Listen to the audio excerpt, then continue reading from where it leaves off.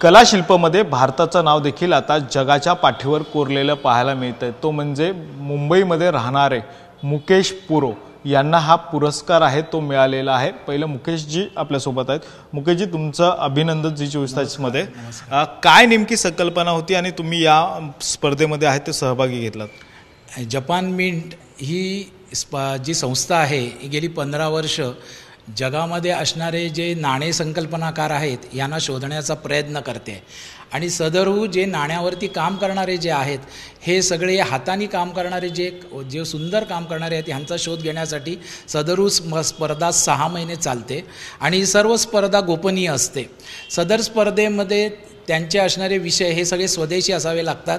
आपल्या देशाविषयी आपली संस्कृती आपले विचार हे मांडण्यासाठी आपलं सर्वप्रथम त्यांना विचार मांडावे लागतात। त्यानंतर रेखाचित्र काढलं जातं। रेखाचित्र तुमचं जर सिलेक्ट झालं तर पुढील संकल्पना काय आहे ही कळायला सुरुवात होते आणि त्यानंतर ते तुमची निवड करतात। त्या निवड झाल्यानंतर जपान स्वतः आपल्याला त्यांचे प्लास्टरचे असणारे साचे पाठवून देतं आणि त्याच्यावर हे कोरीव काम करावं लागतं। सदर कोरीव काम करताना तांत्रिक अडचणी येऊ नयेत म्हणून वेळोवेळी जपान मिंट तुम्हाला सहकार्य करतं, त्यांचे नियम समजावून सांगतं आणि त्यानंतर हे विषय निवडले जातात।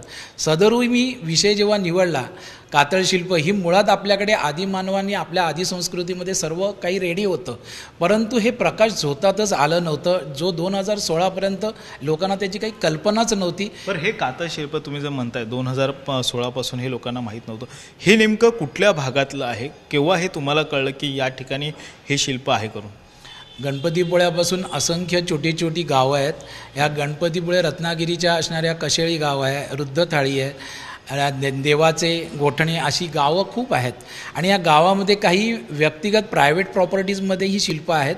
आणि त्यावेळेला जेव्हा मला कळलं तेव्हा तिथल्या असणाऱ्या डॉक्टर सुधीर रिसबूड यांनी खूप मला सहकार्य केलं आणि त्यांनी माझ्याकडनं सर्व माहिती मला त्यांनी पुरवली आणि त्याच्यानंतर मला त्याचं कुतूहल वाढत गेलं आणि त्याच्यानंतर माझी एक संकल्पना वाढली की ही शिल्प जर का आपण नाण्या संकल्पनेच्या या असण्या स्पर्धेमध्ये जर उमटवली तर ही जगाच्या बाजारात सगळ्यांना कळतील आणि याचं ज्ञान ह्याची संस्कृती जगाला कळेल आणि जेणेकरून आपल्या महाराष्ट्राला त्याच्यापासून पर्यटक येतील आणि गावातल्या असणाऱ्या स्थानिक लोकांना त्याचं प्रोत्साहन मिळून त्यांचा रोजगार मिळेल। ह्या दृष्टीने मी ही नाणी संकल्पना त्याच्यावर मांडली। पण ती नाणी संकल्पना तुम्ही ज्यावेळेस मांडली, मात्र त्यामध्ये नेमकी काय संस्कृती होती, काय पुरातन ह्या विभागाने तुम्हाला सांगितलं, काय तुम्ही ती काही माहिती जमा केली होती का?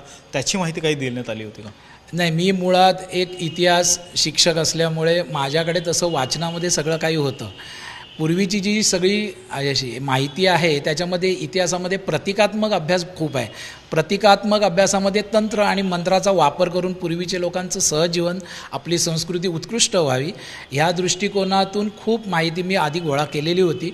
फक्त मला निमित्त होतं की ते मला प्रत्यक्ष बघायचं होतं की कोणती तंत्र वापरली गेलेत आणि त्या तंत्राचा मी तिथे वापर केला, कारण प्रत्येक ठिकाणी वेगवेगळ्या तंत्राचा वापर ही कातळशिल्पावर केलेला आहे आणि त्याचा दृश्य स्वरूप जेव्हा मी स्पर्श करून पाहिला त्यावेळेला मला हे कळलं की असं आपल्याला जर नाण्यामध्ये उमटवलं तर त्याचे परिणाम आपल्याला प्रत्यक्ष जाणवतील।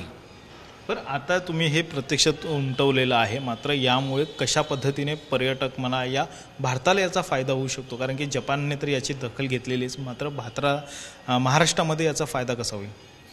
महाराष्ट्रामध्ये याचा फायदा असा की आज 2 दिवसानंतर जेव्हा निकाल घोषित झाला आहे त्यावेळेला मला तिथल्या असणाऱ्या स्थानिक लोकांचे फोन यायला लागले की आपण जे केलं की कलेचं एक छोटंसं काहीतरी काम केलेलं आहे, पण त्या कामाचा जागतिक वारसामध्ये जर का नोंद घेतली गेली तर आमच्याकडची असणारी ही शिल्प तर वाचतील, परंतु आमच्या जागाही वाचतील आणि आम्हाला रोजंदारी काहीतरी मिळेल। ह्यासाठी तुमचे आम्ही खूप आभार मानतो, असं तिथल्या स्थानिक लोकांचे मला आलेले दूरध्वनी आहेत।